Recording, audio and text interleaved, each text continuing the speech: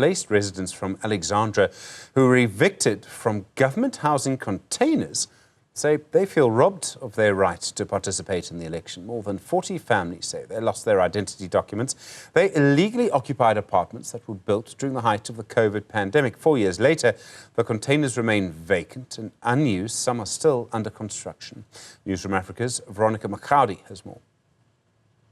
As special votes get underway, many of South Africans are looking forward to Wednesday when they'll be able to cast their vote. But for residents here in Alexandra, they won't be able to take part in this year's elections after their IDs were lost when they were evicted from this property in February this year. Now, the city of Johannesburg built 175 units at the height of the COVID-19 pandemic in Alexandra. But 4 years later, these containers remain unoccupied. Out of desperation, residents took it upon themselves to move into this area and were evicted in February. They've been living now in the street for 3 months, forced to use the materials from their homes to create makeshift shelters, including mattresses, while others had to strip cupboard boards to create roofs over their heads. The city and the residents here have been in an ongoing law battle within the courts to understand, of course, the means of their eviction, with the city saying that they need to move and clear away from the street.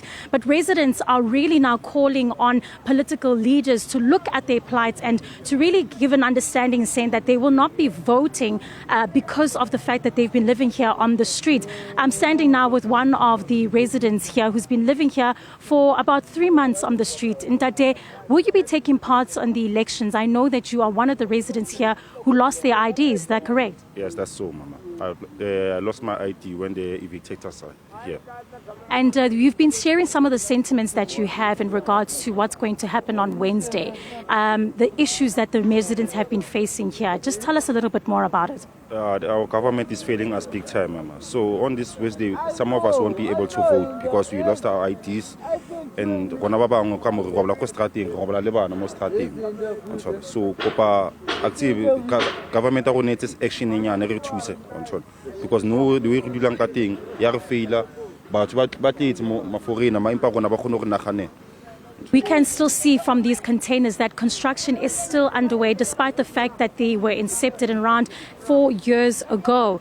What we do know from the city of Johannesburg so far is that they have been working to make sure that these containers have electricity and water running through, but it's still unknown what will happen to these containers, which stand with a 500 million rand price tag. For Newzroom Afrika on channel 405, I'm Veronica Makhoali in Alexandra.